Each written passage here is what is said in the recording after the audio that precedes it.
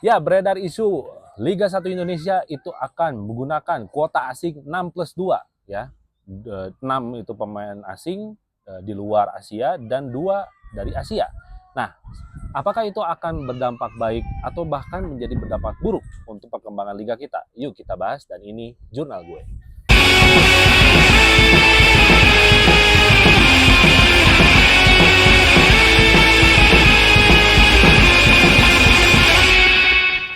Ya, selamat datang di channelnya Marcelo Jurnal dan kali ini gue akan membahas tentang beredar bahwa Liga 1 itu akan menggunakan kuota asing 6+2. 6 itu dari luar Asia dan 2 itu dari Asia. Apakah itu akan menjadi dampak yang baik atau menjadi dampak yang buruk untuk perkembangan liga kita? Ini menurut asumsi gue pribadi, ini sesuai dengan apa ya, penilaian gue lah selama ketika Liga Indonesia berlangsung gitu loh. Sebenarnya Liga 1 ya itu bukan sebagai liga amatir ya, itu yang pertama. Itu yang digarisbawahi. Liga 1 itu bukan liga amatir tapi adalah liga pro ya. Berarti apa? Berarti liga ini harus diangkat oleh pemain-pemain yang kelasnya sudah profesional, alias grade-nya mungkin grade A gitu ya. Dari segi fisik, dari segi skill, mungkin itu lebih unggul dibanding di Liga 2 maupun Liga 3 gitu kan. Gua hanya mencoba untuk membaca gitu ya, atau ya lebaynya sedikit memprediksi.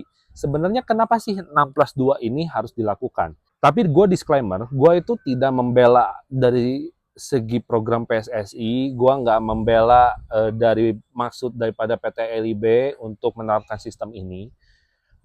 Dan gue intinya nggak punya kepentingan apapun. Ini hanya opini ataupun pendapat aja gitu mengenai kebijakan kuota asing 6+2 ini gitu loh. Nah menurut gue, kenapa Liga 1 harus menerapkan 6+2 ya? Ini dari sisi baiknya ya, dari sisi baiknya. Menurut gue, salah satunya kenapa PSSI dan PT LIB itu mencanangkan sistem kuota pemain asing 6+2, salah satunya adalah menaikkan engagement ya. Kita lihat dulu bagaimana ketika program marquee player itu terbukti berhasil mengangkat daripada sistem atau daripada engagement klub-klub tersebut. Contoh, kita nggak usah jauh-jauh ya, Persib Bandung sampai merekrut Michael Essien. Padahal dari segi kebutuhan tim sebenarnya Persib Bandung waktu itu nggak butuh-butuh amat seorang Michael Essien.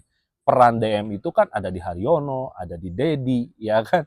Jadi sebenarnya dari kebutuhan tim, dari segi strategi atau sistem pun sebenarnya nggak terlalu butuh-butuh amat. Tapi kenapa kita butuh seorang Michael Essien? Ya, salah satunya adalah untuk mengangkat liga gitu loh. Dan akhirnya itu berhasil ketika Michael Essien itu kan punya followers di seluruh dunia. Ya, at least secara gitu ya. Michael Essien itu pernah bermain di Real Madrid, di Chelsea, di AC Milan, malah melintang lah gitu loh. Pernah menang Champions League dan segala macam. Siapa sih yang nggak kenal Michael Essien di seluruh dunia? Dan pada akhirnya engagement Persib Bandung itu dikenal, bahkan menjadi sorotan di Asia gitu loh. Karena ini penting ketika sebuah liga itu diketahui oleh seluruh dunia, atensi atau kepercayaan terhadap sponsor itu akan meningkat. Nah, ini dari segi baiknya gitu. Nah, makanya kenapa pada waktu itu ada istilah marquee player. Kita tahu sendiri bahwa nggak hanya Persib Bandung, Bali United, atau mungkin Madura ya, Borneo yang sudah dipercaya oleh sponsor untuk mendanai tim gitu loh. Tapi banyak juga kan tim-tim yang berdasarkan dari badan usaha milik daerahnya gitu kan, APBD dari daerahnya gitu kan. Bagaimana persaingan ini akan muncul gitu loh. Kalau dari segi finansial kita itu nggak kuat. Ya kita nggak memungkiri ya bahwa sekarang sepak bola itu udah konvensional alias ya kita udah berbicara bisnis gitu loh. Bagaimana kenapa kita harus beli tiket, kenapa kita harus beli jersey official, kenapa kita harus beli merchandise, itu karena salah satunya untuk menambah, mendanai tim supaya tim ini berkembang pesat. Sponsor kalau mau percaya berarti kan atensi si klub ini tuh harus bagus. Nah, makanya harusnya klub itu harus bisa membuat sebuah kepercayaan kepada sponsor. Itu yang penting gitu loh. Dan yang kedua, selain dari engagement adalah dari pada animo penonton tersebut gitu loh. Selama pagelaran Liga 1 2023-2024 ya, kita tahulah bahwa banyak sekali penurunan penonton yang datang ke stadion ya. Mungkin perbaikan dari segi jadwal itu udah pasti, itu mekanismenya salah juga. Kenapa? Karena main di hari biasa jadwalnya itu jam 3 sore, ya mana ada orang yang mau nonton, karena kan pasti fokusnya semuanya kerja gitu kan. Terus dari segi tiketing, kan kita sering ngeluh ya, kenapa tiketing itu mahal? Karena balik lagi, klub itu butuh pendanaan gitu loh.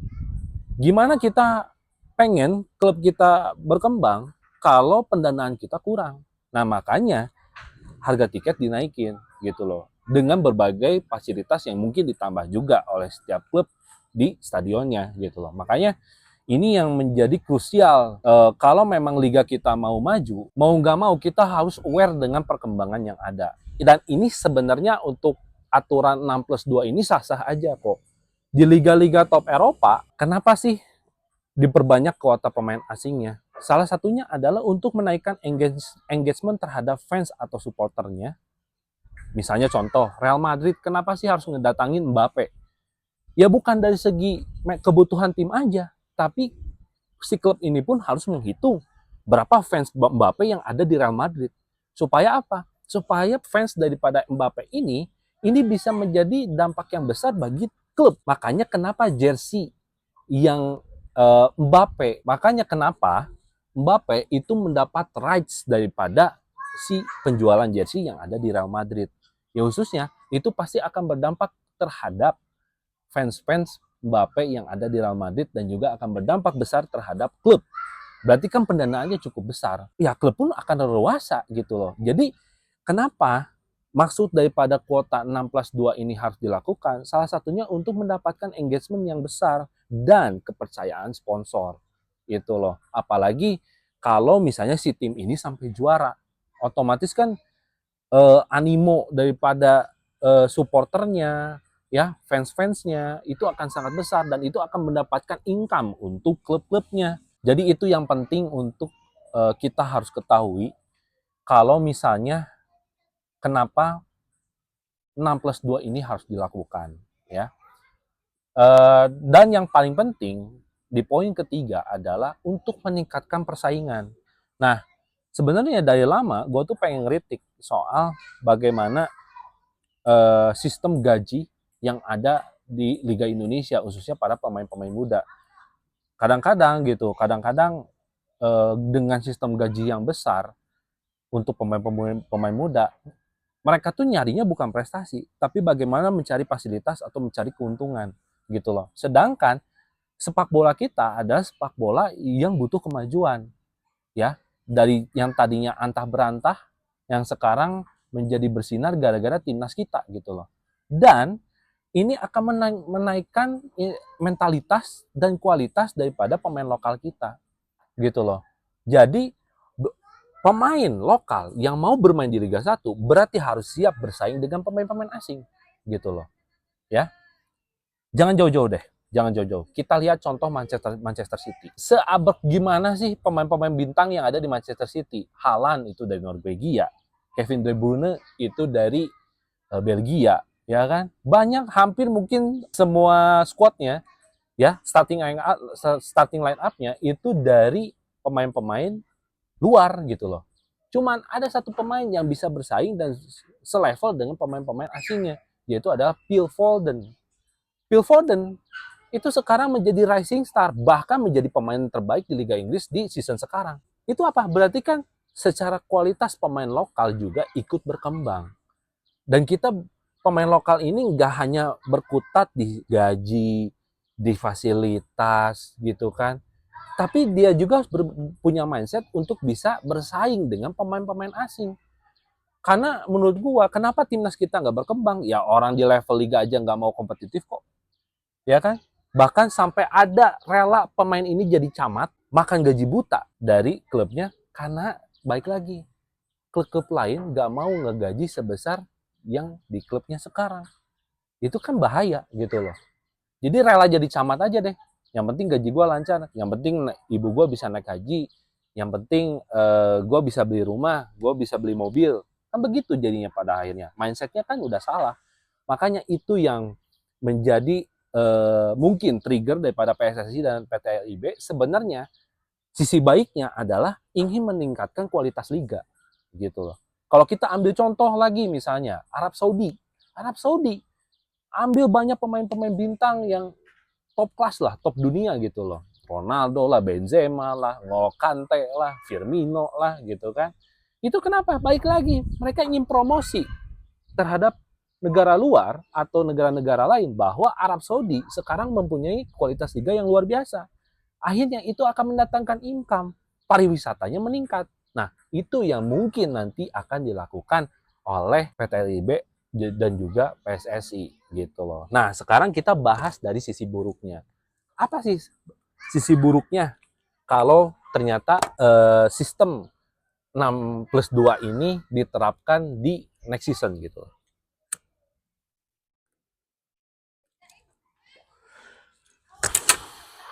Yang pertama adalah jam terbang bermain. Nah, sebenarnya ini agak krusial gitu loh. Kenapa gue bilang agak krusial?